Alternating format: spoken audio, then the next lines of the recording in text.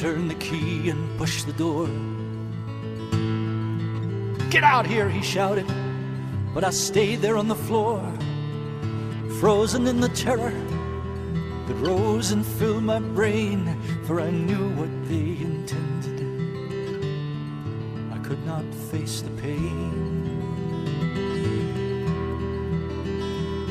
Then soldiers came into the cell, and they dragged me to the yard. They threw me down before a cross, brought the whip down hard. "Carry it," they shouted, as I struggled to my feet. I put my shoulder under it and dragged it to the street. I stumbled through a wall of screams as they drove me through the gate. It seemed that thousands lined the streets, their voices filled with hate, like a wolf pack in the night that moves in for the kill. They closed the gap and followed us as we started up the hill. And it seemed I'd barely reached the top when they grabbed me from behind. They threw the cross down under me and tied the ropes that bind the arms close to the beams as they nailed the feet and hands. And they raised the cross up in the air and dropped it in its stand.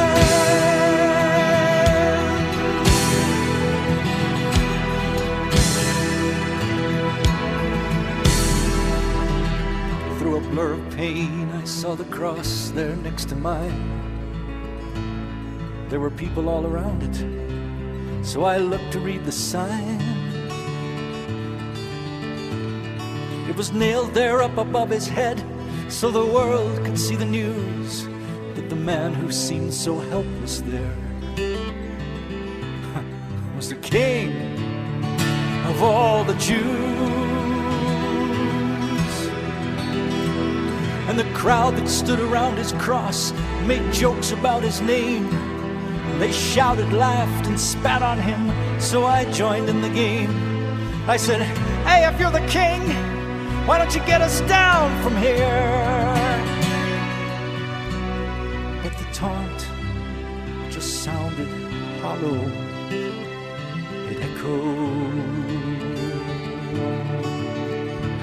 in my ears. 'Cause he looked at me with eyes that seemed to reach into my heart. They shone a light on all my lies and tore my life apart. There was more that lay behind that gaze than simply blood and clay. But knowing was too much for me. I had to look away. But I chanced another look at him while he was looking down, where the soldiers who just crucified us drank there on the ground.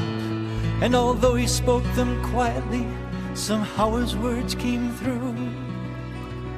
He said, "Father, please forgive them. They don't know what they do." Then, as if they'd heard him speaking, the crowd began to roar, whipped to frenzy by the priests who urged them on to more. But the worse the accusations now, the plainer I could see the guilt of the accusers, not the one there next to me.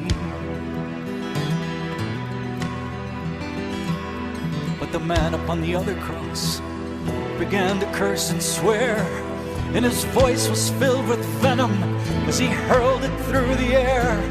All the horror that was in him and had laid his life to waste came out in every syllable he flung in Jesus' face. And Jesus only looked at him, but something rose inside of me. In spite of all that watched us there, it couldn't be denied, because his righteousness and innocence were shining bright and strong. I just couldn't keep my silence. If that cursing still went on, I cried out, don't you fear the wrath of God? Even at the end, you'll curse us both into the pit. Is that what you intend? We're only getting what we're due. We've sinned our whole lives long. But don't you talk to him that way, 'cause he's done nothing wrong.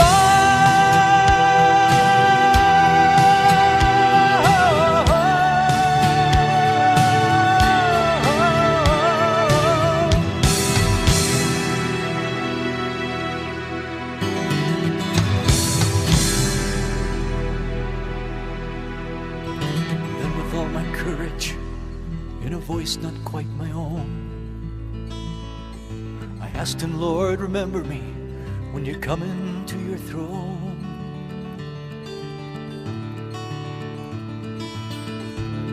He answered me, and even then his love was undisguised.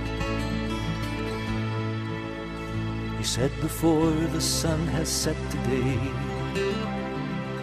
you'll be with me in paradise.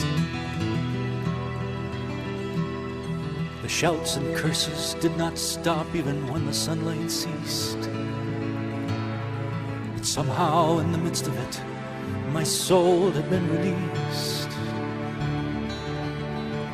And though the agony continued, it was still too small a price be allowed to hear those words and to die beside the Christ.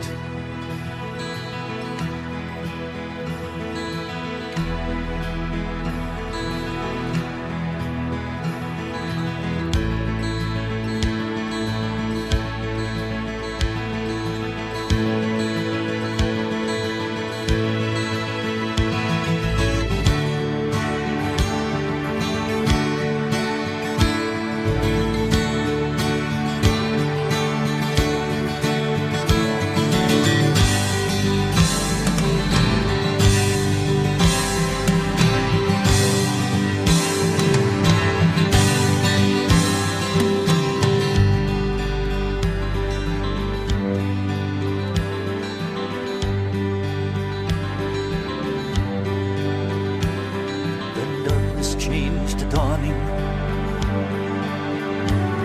and I heard the sound of voices. The air was warm around me. I stood beside a stream,